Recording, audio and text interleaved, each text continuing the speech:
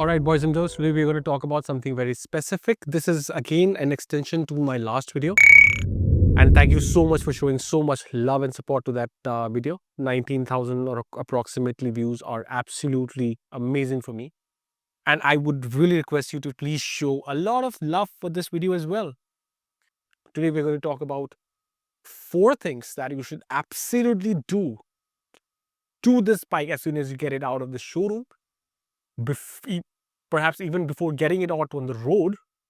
Now, there are different sections of how you want to build a bike.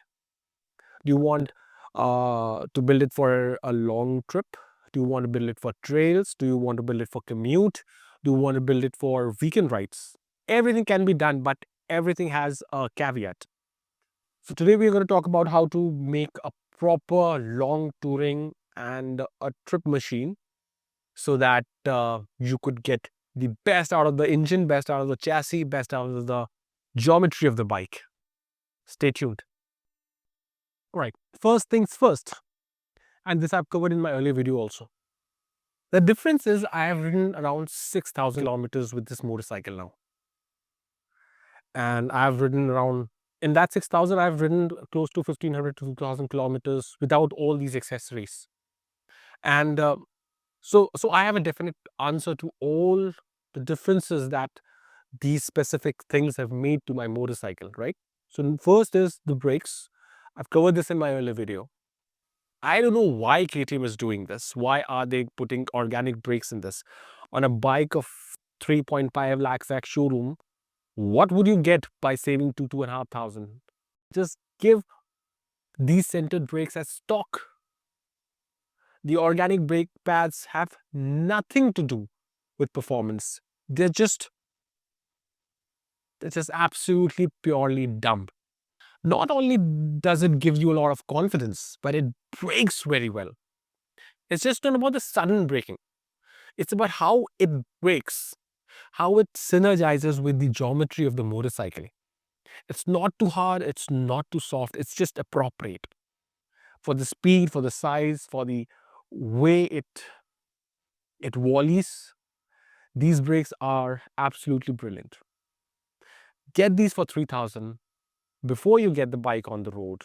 And if you're watching this after you have purchased the bike and still have not changed, please do this. The first thing that you should do. All right. The next thing that you need to change is the seat. Whatever you do, a tailor-made or a seat cover like I have done, always pair it with a good motorcycling shorts. That is the trick. I mean, that has worked for me at least. Why? Because there has to be something which is controlled by your body, which is the short, and something which is an external thing, which is the seat. Try it out for a few rides and you'll understand how comfortable you are. Secondly, I've seen a lot of riders do this mistake. Whichever modification, whatever change you do for the betterment of the motorcycle, always stay with it for a few weeks. For example, if you talk about the seat, if you don't like the first hand output of whatever modification you do in the seat, just don't go ahead and change it, because the more changes you do in shorter time, the less effective that is. You will not be able to differentiate what is the change that I've done. So whatever change you do it as per your best knowledge and then hold on it, because the seat will also change over time. The tires will also change over time. And you would understand if it's working or not. And then after a few weeks, then go ahead and change it. All right. The third part is essentially not a modification, but an output of a modification that you will do. Now, because of the seat height that is increased, there would be changes in the way the wind affects your riding. The wind blast would be different now. For example, my motorcycle the seat has increased by around close to 15 mm. So it was, I think, 825 earlier. Now it's close to 840. Now, as per my height, the 825 was okay.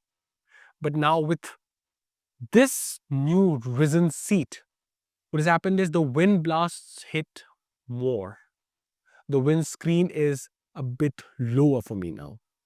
And as a result, I sometimes feel that I would need handle risers. Now, trust me, I have tried handle risers on a lot of high-end bikes as well. For me, they don't work because then it has to be either done by an expert who knows the geometry of the motorcycle, because it also depends upon how you are adjusting the handle, just not the height of it, but also how much are you rotating it, what is the angle of the handle that you're getting at the end of the day. But yeah, this is something that you'll have to be careful. Once you get the seat done, always look out for how the wind is now affecting. For short riders, I think it will be great because it would help them. But for tall riders like me, I'm 6 feet. I now have to adjust to the fact that I get a lot more wind blast, especially on my shoulders, because the windscreen is curved at the edges. So I feel a lot of wind blast. Okay. Now, the fourth part is very specifically about two smaller things. The first part would be about vibration damping, and the second part would be about the center stand. Now, let's cover center stand first, because for long routes, a center stand is very important. Now, KTM already has an official center stand. You can order it from any service center or from any showroom that you purchase your bike from. But it would give you a lot of support when you are parking the bike and at terrains where a side stand does not work. Secondly, chain, lube, maintenance, nut, bolt, whatever, engine, blah, blah, blah, filter changes, cleanness, everything would work great with the center stand, and especially when you're all alone, right? The second part to this is, if you have a pillion and if you're riding with luggage, do not get the center stand because that compromises a lot of ground clearance on this motorcycle, all right? The second part to this is the vibration damping. I've got two vibration dampers, and this is out of all the experience. The vibration was not like a deal breaker, but was terrible. So I had to get a vibration damper on the foot pegs. That's from Bikeabilit, and the one that I've got on the windscreen, this is a simple foam dampener which I've installed on the windscreen, and that helps obviously during the ride, and it also helps me to dampen a lot of vibration which comes on the handles, and especially on the windscreen. There's a lot of sound.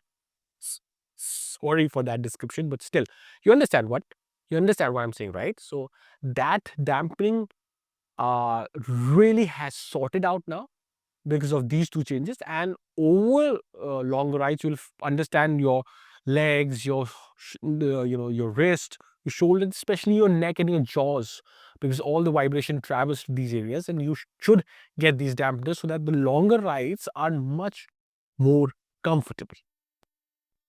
So okay, thank you so much for watching this video. If you have liked the video, please share, comment, subscribe to the channel. I need that a lot. I'm very small right now. I'm trying my best to give you the best content out there about motorcycling and the technical details. Uh, till the next time we meet. Oh yeah, if you have any queries, if you have any questions, do write in the comment section below. I will answer each and every one of it, I promise. And till the next time we meet, ciao.